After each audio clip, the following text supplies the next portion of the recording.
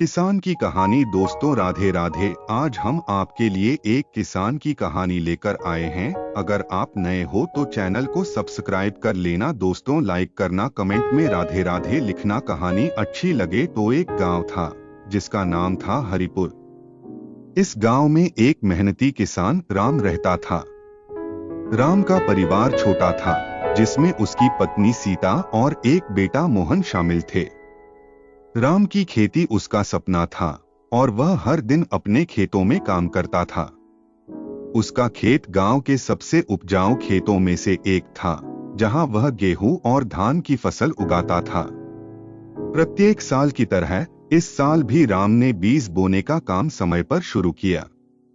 उसने अपने खेतों में मेहनत करने के लिए सुबह उठकर सूरज उगने से पहले ही काम शुरू कर दिया। राम की मेहनत और लगन से उसकी फसल अच्छी हो रही थी, मगर गांव में कुछ समय से सूखा पड़ रहा था, जिससे कई किसान परेशान थे। एक दिन राम की पत्नी सीता ने कहा, राम, अगर यह सूखा जारी रहा तो हमारी फसल खराब हो जाएगी। हमें कुछ उपाय करना चाहिए। राम ने सोचा और उसने फैसला किया कि वह गांव के अन्य किसानों के साथ मिलकर एक जलाशय का निर्माण करेगा, ताकि बारिश का पानी संचित किया जा सके। राम ने गांव के किसानों की मीटिंग बुलाई और अपने विचार साझा किए।